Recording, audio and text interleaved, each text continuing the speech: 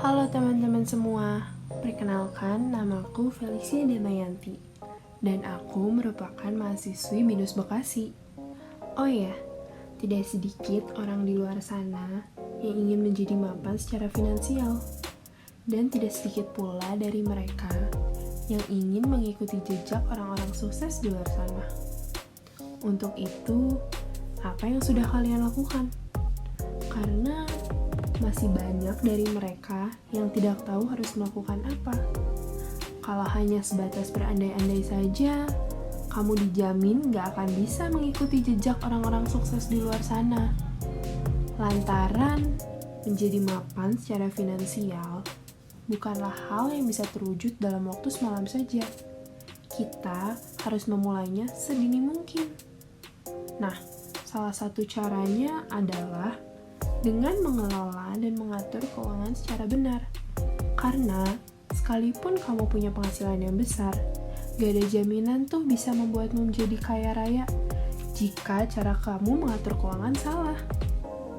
Ini merupakan kesalahan orang-orang Indonesia dalam mengatur dan mengelola keuangan pribadi mereka. Yang pertama adalah menabung setelah puas berbelanja. Jika kamu melakukan ini, besar kemungkinan tidak akan ada yang tersisa untuk disimpan. Jika ada pun, nilainya sudah terlampau kecil. Yang kedua adalah tidak memiliki dana darurat. Pernah nggak sih kalian mengalami kejadian yang membuat kamu harus mengeluarkan uang di luar rencana? Contohnya, kendaraan tiba-tiba rusak, atau kamu jatuh sakit. Kalau kamu nggak punya dana darurat, siap-siap deh untuk mengalami kesulitan finansial. Lalu yang ketiga adalah tidak mencatat pengeluaran kecil. Kebanyakan orang hanya mengawasi pengeluaran rutin, seperti membayar tagihan listrik, cicilan kartu kredit, belanja bulanan, dan lainnya. Namun, banyak yang tidak mengawasi pengeluaran kecil, seperti parkir, jajan, uang tol, dan lain-lain. Padahal, pengeluaran yang tidak rutin ini seringkali menjadi penyebab pemborosan loh. Kesalahan yang keempat adalah tidak memiliki asuransi. Banyak orang Indonesia yang belum sadar akan pentingnya asuransi bagi keuangan pribadi. Padahal, asuransi bisa menjadi pelindung yang menghindarkan kamu dari kebangkrutan. Contohnya, kamu mengalami kecelakaan lalu lintas. Selain kamu mengalami cedera, mobil kamu rusak berat. Jika kamu punya asuransi mobil, beban finansial yang kamu alami bisa jauh lebih ringan.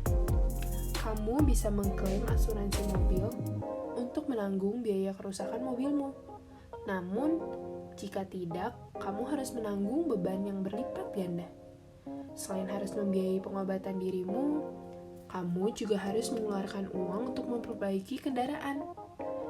Dan masih banyak nih kesalahan-kesalahan yang dilakukan orang Indonesia lainnya. Untuk itu, ada beberapa tips and trik bagi teman-teman semua. Yang pertama adalah selalu punya rencana keuangan. Banyak orang menganggap bahwa rencana keuangan hanya untuk orang-orang yang sudah punya banyak uang. Tetapi sebenarnya, kebiasaan menyusun rencana keuangan harus dipraktekkan sejak dini. Termasuk buat teman-teman yang masih sekolah nih. Misalnya, kamu bisa menyusun rencana porsi uang jajan yang akan kalian pakai dan yang akan kalian tabung. Tips and trik yang kedua adalah menyisihkan uang untuk dana darurat. Keuntungan dari menyiapkan dana darurat akan sangat kamu rasakan ketika tiba-tiba ada kejadian yang memerlukan uang cepat. Banyak penasehat keuangan yang mengatakan, jika kamu ingin menginvestasikan uang dalam jumlah yang besar, pastikan kamu punya tabungan untuk bertahan hidup sekurangnya untuk 6 bulan ke depan. Nah, untuk tips and trik yang ketiga adalah pahami the power of investing. Sebelum kalian berinvestasi, mulailah menabung. Setelah kamu rasa tabunganmu cukup banyak, investasi boleh kamu pilih. Dan untuk tips and trik yang keempat adalah kurangi dan pangkas pengeluaran dengan bijak. Misalnya untuk tempat tinggal, bisa mempertimbangkan untuk pindah ke lokasi yang lebih murah. Kalau memang sudah maksimal menghemat pengeluaran terbesarmu, kamu bisa pangkas anggaran yang sebenarnya tidak terlalu mendesak. Contohnya seperti membership gym, mematikan lampu, dan mencabut colokan saat tidak dipakai. Walaupun begitu, tetap harus bijak dalam memangkas anggaran. Jangan sampai malah menyiksa diri kamu ya. Untuk itu, aplikasi Financial Freedom sangat tepat untuk kalian, di mana pada aplikasi ini akan membantu kalian mengalami kebebasan finansial dengan mengelola dan mengatur keuangan secara benar. Karena masih banyak orang di luar sana yang belum tepat membagi atau menggunakan 100% dari pendapatannya.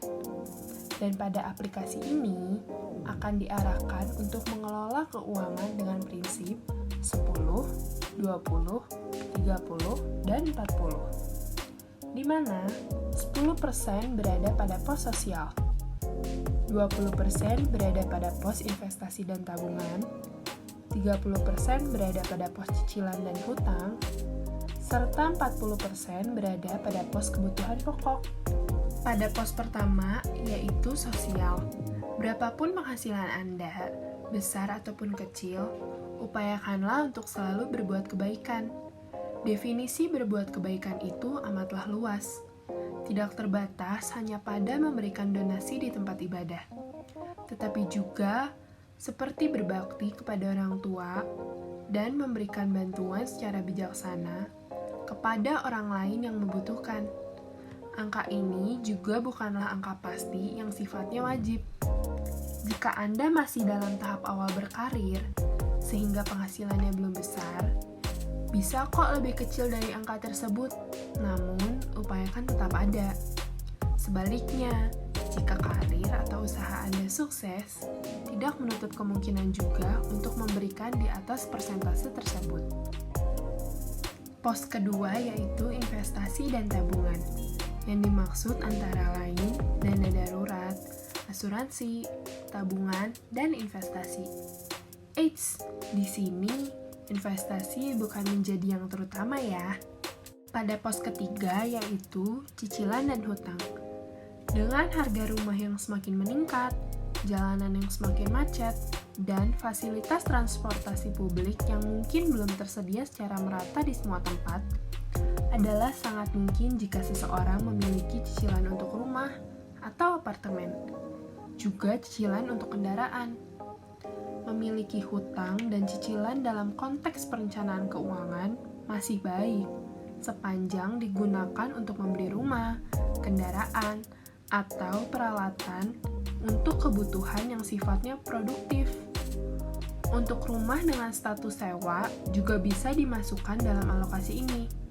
Namun, apabila digunakan untuk membeli barang yang sifatnya konsumtif, seperti membeli gadget mewah, jalan-jalan, maka secara perencanaan keuangan itu kurang baik.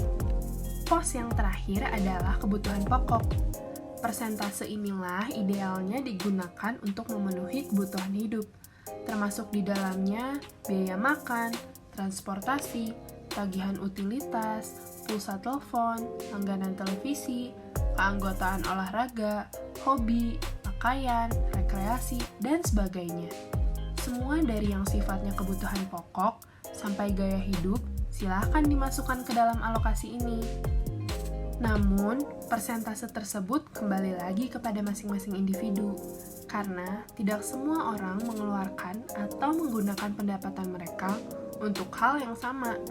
Mereka yang masih lajang akan berbeda pengeluarannya dengan mereka yang sudah berkeluarga. Di aplikasi ini terdapat berbagai fitur, antara lain mengelola keuangan dengan prinsip 10, 20, 30, dan 40 sesuai dengan pendapatan masing-masing individu.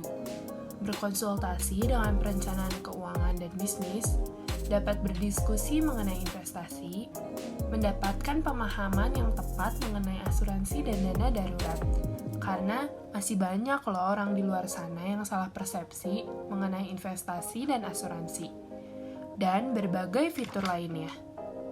Semoga aplikasi ini berguna untuk teman-teman semua dalam mengelola dan mengatur keuangan kalian, sehingga kita bisa mendapatkan kebebasan dan mapan secara finansial. Terima kasih buat teman-teman yang sudah menonton video ini dari awal hingga akhir. Mohon maaf apabila ada kata-kata yang kurang berkenan. Dan jangan lupa di like, comment, dan subscribe. See you!